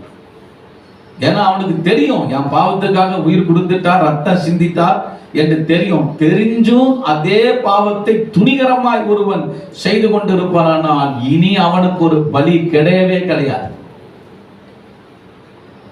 பேதுருவை போல சூழ்நிலை நிமித்தம் ஏதோ அது சொன்ன வேலை செஞ்சுட்டு இருக்கும்போது டக்குன்னு ஷாக் ஆயிடுது, ஐயோ நமக்கு தெரியல. அந்த மாதிரி ஏதோ ஒரு சில சூழ்நிலை அந்த மனிதனுக்கு பிதாவிடத்தில் அவர் பரிந்து பேசுறார். ஆனா எல்லாம் தெரிஞ்சும் என்ன ஆயிட போது? துணிவா பாவம் செய்வானே. ஆனால் வசனம் சொல்லுகிறது, செலுத்தத்தக்க அவனை மீட்டெடுக்கிறதுக்கு ஒரு பலி இனிமேல் என்ன கிடையாது, கிடையவே கிடையாது. என்னதான் நியாய தீர்ப்பு வரும் என்று பயத்தோடு எதிர்பார்க்குதலும் விரோதிகளை பட்சிக்கும் கோபாக்கினையுமே இருக்கும். என்னவா இப்படி துணிவா பாவம் செய்யறாங்க பாத்தீங்களா? துணிவா குடிக்கிறாங்க, துணிவா. என்ன நடந்துற போகுது? போட்ட ஒன்னும் ஆகல, ஏசுநாதர் ஒன்னும் பண்ணல, உனக்காக பிதாவிட்ட கொஞ்சம் பரிந்து பேசி கொண்டிருந்தார். எனக்கு எல்லாத்தையுமே விட்டாச்சு, எல்லாத்தையும் விட்டாச்சு. அடி கோட்டரா, ஃபுல்லு போடு. யாரும் ஒன்ன கேட்க போறது இல்ல. நல்லா கவனிங்க. கர்த்தர் உனக்கு பரிந்து பேசுறத ஸ்டாப் பண்ணிட்டார். பரிந்து பேசி இருந்தார்னா சின்ன சிம்டம்ஸ கர்த்தர் உனக்கு ஒரு அடி கொடுத்து உன்னை திருத்தி இருப்பார். ஆனா ஒரு அடியும் உனக்கு இல்ல, ஒரு ஆபத்தும் உனக்கு ஏற்படல அப்படின்னு என்ன நடக்குதுன்னா, ஆண்டவர் அமைதி ஆயிட்டார்னு அர்த்தம். உனக்கு பரிந்து பேச மாட்டார். முடிவு என்ன ஆக போகுது? நல்லா குடிப்பேன், எவ்வளவு வேணாலும் குடிப்பேன், எவ்வளவு வேணாலும் வெறிப்பேன், எவ்வளவு வேணாலும் விபச்சாரம் பண்ணுவேன், எவ்வளவு வேணாலும் பொய் சொல்லுவேன், எவ்வளவு வேணாலும் கோவப்படுவேன், எவ்வளவு வேணாலும் நீ சபிப்ப, என்ன வேணாலும் நீ செய்வ, சண்டை போடுவ, எல்லாம் பண்ணுவ, ஒன்னும் நடக்காது உன் வாழ்க்கையில. உடனே என்னதான் ஆண்டவர், ஓ ஹல்லேலூயா, ஒன்னும் கண்டுக்கல, துணிவா இதை செஞ்சுக்கிட்டே இருப்போம். பிசாசினுடைய தந்திரம் இதுதான். இன்னும் செய், ஏதாவது ஒன்று நடந்ததா உனக்கு, ஏதாவது ஒன்று நடந்தா நீ தப்பிச்சேன்னு அர்த்தம். ஆமென்.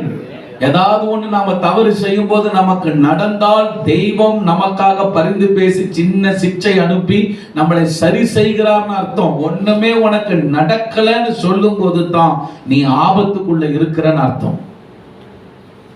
கவனிங்க, பிள்ளைங்க தப்பு பண்ணிட்டுனா திருந்தணும் சொல்லி முதல் ஸ்டார்டிங்ல நாம என்ன செய்வோம்? பிள்ளைங்களை அடிப்போம். அடிக்கும் போது அந்த அடியை வாங்கிட்டு திருத்தி கொள்ளுகிற பிள்ளைகள் உண்டு, அப்படிதானே? அடி போட்டவன திருந்திக்கிற பிள்ளைங்க உண்டு. அடிச்சோம் பார்த்தாச்சு, எல்லாம் பண்ணி பார்த்தாச்சு, நான் செய்யறதுதான் செய்வேன் அப்படின்னு சொல்லும் போது நீங்க எடுக்கிற முடிவு என்ன? அடிக்கிறத ஸ்டாப் பண்ணுவீங்க, அறிவுரை சொல்றத ஸ்டாப் பண்ணுவீங்க, ஒண்ணுமே செய்ய மாட்டீங்க. சொல்றதெல்லாம் சொல்லுங்க, தண்ணி தெளிச்சு விட்டுட்டேன், கேடு கட்டு போட்டோம். அதானே? அடிக்கிற வரைக்கும் தகப்பன் உன் கூட இருக்கிறார் என்பது நிச்சயம், அன்பு கூறுகிறார் என்பது நிச்சயம், நல்லா புரிஞ்சுக்கீங்க. ஆனா நீ சொல்லி மறுபடியும் செய்யும் போது உனக்கு அடி கொடுக்கறதெல்லாம் ஸ்டாப் ஆயிடும். அப்படின்னா என்ன? உனக்கு வர தண்டனை ஸ்டாப் ஆயிடும், உனக்கு அறிவுரை ஸ்டாப் ஆயிடும். அதெல்லாம் ஸ்டாப் பண்ண உடனே என்னன்னா, என்ன ஆச்சு எனக்கு? இப்ப பாவம் பண்றேன், என்ன ஆச்சு? இந்த பாவம் பண்ண என்ன ஆச்சு? நல்லா தான் இருக்கிறேன் நானு அப்படின்னு என்னது? ஒரு மனசாட்சி உனக்கு தைரியம் கொடுக்குது. தைரியம் கொடுக்க நீ பாவத்தை செய்ய செய்ய செய்ய செய்ய கர்த்தர் ஒண்ணுமே கிடையாது. பரிந்துலாம் பேச மாட்டேன், துணிகரமா பாவம் செய்யறவங்க பரிந்துலாம் பேச மாட்டார், கம்முன்னு இருக்கிறாரு. ஒரு நாள் வைக்கிறார். எந்த நாள்? நியாய தீர்ப்பு பயங்கரமா வரும், சகிக்க முடியாது, தாங்க முடியாது. நியாய தீர்ப்பு வரும் என்று பயத்தோடு எதிர்பார்ப்புதலோடும் விரோதிகளை பட்சிக்கும் கோபாக்கினையுமே வரும். இது யாரு? கர்த்தருடைய பிள்ளைகளுக்கு. கவனம், மாத்திக்கோ. ஒண்ணு நடக்கல அப்படின்னு நீங்க துணிகா இருந்துறாதீங்க. பயங்கரமான ஒரு நாள் வரும், இந்த பூமியிலே வரும். அதை நீ சகிக்க முடியாது. ஆமென். ரொம்ப கவனமா இருங்க. சர்ச்சைக்கு வரலன்னா என்ன ஆயிட போகுது? ஒரு நாள் மூட்டையா வந்து நிற்கும், தாங்கவே நீ முடியாது. கர்த்தருக்கு ஸ்தோத்திரம். அதனால கர்த்தர் ஒரு சின்ன சிக்ஷை அனுப்பும் போதே சரி பண்ணிக்கணும். ஆமென். ஆண்டவருக்கு மகிமை. கட்சிக்கு ஒரு கோபாக்கினை வரும். அடுத்த வசனம் போடுங்க, முடிப்போம். மோசேயினுடைய பிரமாணத்தை தள்ளுகிறவன் இரக்கம் பெறாமல் 2-3 சாட்சிகளின் வாக்கினாலே சாகுறானே. தேவனுடைய குமாரனை காலின்கீழ் மிதித்து, தேவனுடைய குமாரனுக்குள்ள ரட்சிக்கப்பட்டீங்க, அவருடைய ரத்தத்தை விசுவாசிச்சீங்க, அவர் கொடுக்கிற பாவ மன்னிப்பு பெற்றீங்க, ஞானசானம் பெற்றீங்க, எல்லாம் பெற்றீங்க. ஆனா துணிகரமாக விசுவாசிகள் பாவம் செய்யும் போது என்ன நடக்குதுன்னா, தேவனுடைய குமாரனாக இயேசுவை உங்கள் காலால் நீங்கள் மிதிக்கிறீர்கள். துணிகரமான பாவத்தை செய்யறவங்க என்ன பண்றாங்க? தேவகுமாரனை கால்ல மிதித்து கொண்டு இருக்கிறோம், நம்ம காலால மிதிக்கிறோம். துணிகரமா பாவம் பண்றவங்க. அடுத்தது, தன்னை பரிசுத்தம் செய்த உடன்படிக்கையின் ரத்தத்தை அசுத்தம் என்று எண்ணி, அசுத்தம் ரத்தத்தை, அது அந்த ரத்தம் ஐயாசோட ரத்தமா? அது அசால்ட்டா சில ஆள்லாம் பார்த்திருக்கீங்களா? ரத்தமா? போபா, அண்ணா ரத்தம், பெரிய ரத்தத்தை சிந்திட்டார், ரட்சிக்கப்பட்டவன் சொல்றான். ஆமென். அசுத்தம் என்று எண்ணி கிருபையின் ஆவியை, பரிசுத்த ஆவி உனக்குள்ள வந்திருக்கிறார். அந்த ஆவியை நிந்திக்கிறவன். என்ன பெரிய ஆவியானவர்? துணிகரமா பாவம் செய்ய சொல்றான். என்ன பெரிய ஆவியானவர்? என்ன தண்டனை குத்துவார் ஆவியானவர்? அப்ப ஆவியானவர் என்ன செய்யறது? நிந்திக்கிறவன். என்ன போட்டிருக்கிறான்? அவ்வளவு கொடிதான ஆக்கினைக்கு பாத்திரவானாய் இருப்பான் என்பதை யோசித்து பாருங்கள். மோசேயின் பிரமாணத்தை மீறவனுக்கு 2-3 சாட்சியினாலே தண்டனை உண்டு. இயேசு கிறிஸ்துவுக்குள் வந்து இயேசுவோட ரத்தத்தை விசுவாசித்து இயேசுவுக்குள்ள ஞானஸ்நானம் பெற்று பாவரிக்கை பண்ணப்பட்டு நீ மனம் திரும்பின, நீ மறுபடியும் துணிகரமாக எதாச்சையா ஒரு பாவம் செய்து விட்ட பேதுரு போல நீ மனம் திரும்புற, அழுகிற, மன்னிக்கிறார், அவனுக்கு பரிந்து பேசுறார் ஆண்டவர். ஓகே. ஆனா துணிகரமா நான் பாவம் பண்ணுவேன், எனக்கு ஒன்னும் ஆக போறது இல்லை அப்படி சொல்ற ஆளுக்கு நல்லா கவனிச்சு பாருங்க, யோசிச்சு பாருங்க. மோசேயின் பிரமாணத்தை மீறவனுக்கு 2-3 சாட்சியினாலே அடிச்சு காலி பண்ணவன, தேவனுடைய குமாரனை கால் கீழே மிதிச்சுட்டு கிருபையின் ரத்தத்தை அசட்டைன்னு அதை அசுத்தம்னு நம்புற, பரிசுத்த ஆவியை என்ன பண்ண அசட்டான்னு சொல்லி நீ துணிகரமா செய்வதாலே வேதம் சொல்லுகிறது எப்படிப்பட்ட கொடிதான ஆக்கினைக்கு அவன் பாத்திரவானா இருப்பான். யோசிச்சு பாருங்கன்றார் பவுல். யோசிச்சு பாருங்கன்றார். பயங்கரமா இருக்குங்க, பயங்கரமா இருக்கும். அதனால கர்த்தர் பிள்ளைகளே, இதெல்லாம் சத்தியம், வேத வசனம் சத்தியம், நடக்கும்.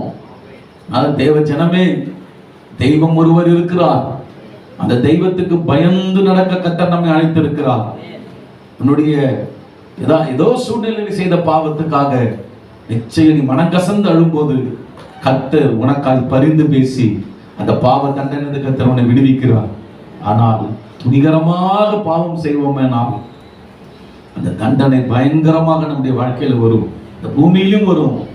2வது எங்க பாதாளத்திலையும் சந்திக்க வேண்டியது வரும். அதனால கர்த்தர் பிள்ளைகளே, துணிகரமான பாவத்துக்கு என்ன செய்யணும்? என்ன செய்யுங்க? விலைக்கு உன்னை காத்துக்கொள். இப்படி துணிகரமா நீ சில வேளை தைரியமா நீ செய்யற, துணிகரமா செய்யற, என்ன கேட்க போறது? அந்த பிசாசை உடனே கடிந்து கொள். பொல்லாத பிசாசே, என்னை வஞ்சிக்கிற ஆவியே. ஆமே. பல கோயில்களுக்கெல்லாம் சிலர் செல்றது, துணிவா செல்றது. விக்கிரக கோயிலுக்கு துணிவா செல்றது. என்ன இருக்குது? சொந்தக்காரன் கூப்பிட்டாங்க, போனேன், என்ன ஆயிட போது போ, என்ன ஆயிட போது போ, பாவம். அப்படியா? துணிகரமா நீ செய்து பார், மூட்டையா ஒரு நாளைக்கு வரும். ஒரு சொந்தக்காரமும் பக்கத்துல நிக்க போறது கிடையாது. எழுதி வைத்துக்கோ, நீ பண்ண பாவத்தை அனுபவிக்க தான் வேணும். அதனாலதான் கர்த்தர் பிள்ளைகளே, இந்த நிலைமைக்கெல்லாம் நம்ம போகக்கூடாதுன்னா கர்த்தர் இரக்கம் உள்ளவர், முன்கூட்டியே உனக்கு எச்சரிப்பு கொடுக்கிறார். உன்னை சுத்தமா காத்துக்கோ. உன் மனசாட்சியில இப்போதும் பாவம் உணர்த்தி கொண்டு இருக்குமானால் ஆண்டவர் கவலைப்படாத. ஏதோ ஒண்ணு நீ பண்ணிட்டு, தெரியாம பண்ணிட்டு, ஏதோ சூழ்நிலை, பேதுருவை போல மனம் கசந்து நீ அழுவாய் என்று சொன்னால் நிச்சயம் உனக்காய் பிதாவென்று பரிந்து பேசிக் கொண்டிருக்கிறவர் உன் பாவத்துக்கான தண்டனை வராதபடி உன்னை காப்பார். துணிகரமாய் கூட நீ செய்து விட்டாய் என்று சொன்னால் கூட இப்பொழுதும் நீ அறிக்கை இடுவாய் என்றால், அந்த துணிகரத்தை மன்னித்து விடும் ஆண்டவரே என்று நீ சொல்லுவாய் என்றால், கண்டிப்பா அந்த ரத்தம் உனக்காக பரிந்து பேச இன்றைக்கு ஆயத்தமாக இருக்கிறது. எல்லாம் எழுந்து நிற்போமா? எல்லாம் எழுந்து நிற்போமா? தேவ சமூகத்தில் எழுந்து நிற்போமா? ஹல்லேலூயா, ஹல்லேலூயா. நான் பாவம் செய்தே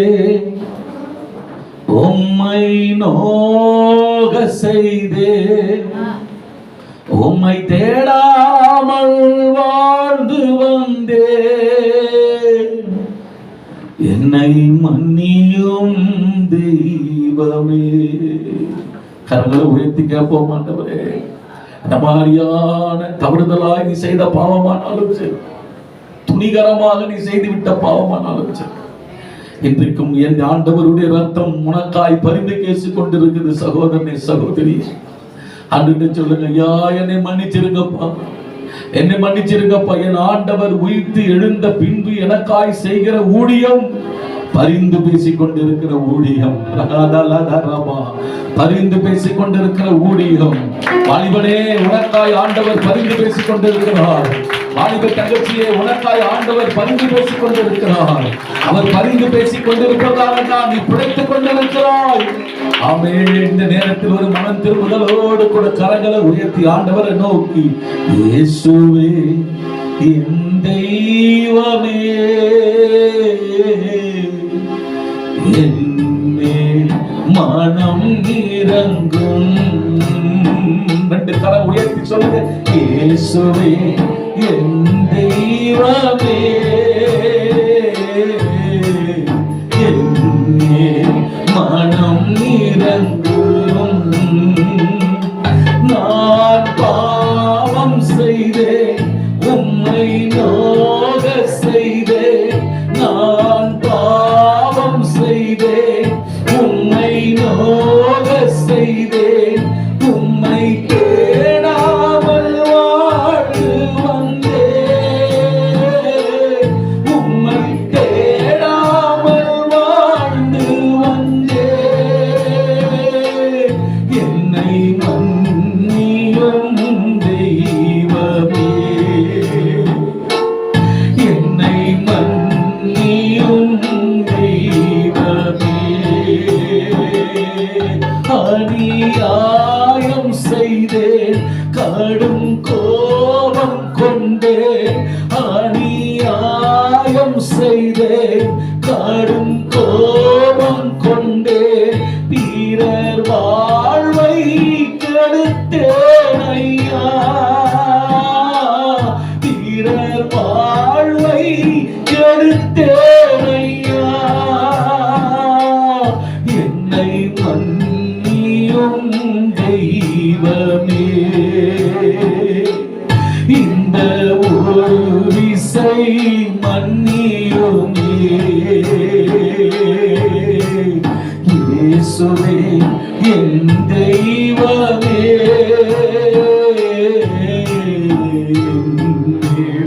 மனம் இறங்கும். என்னேல் மனம் இறங்கும். ஒரு நிமிஷம் கன்ஃபஸ் பண்ணி ஆண்டவரே, மனசாட்சி தூண்டி விடுங்க ஆவியானவர். இந்த ஆராதனை நேரத்தில் நம்முடைய மனசாட்சியை கத்த தூண்டட்டும். ஐயா, அறியாமையில செய்த பாவம் ஏதோ சூழ்நிலை பண்ணிட்டு இயேசுகிட்ட மன்னிப்பு கேளு. தெய்வமே என்ன மன்னிச்சிருங்கப்பா, என்ன மன்னிச்சிருங்கப்பா, என்ன மன்னிச்சிருங்கப்பா, என்ன மன்னிச்சிருங்கப்பா, என்ன மன்னிச்சிருங்கப்பா.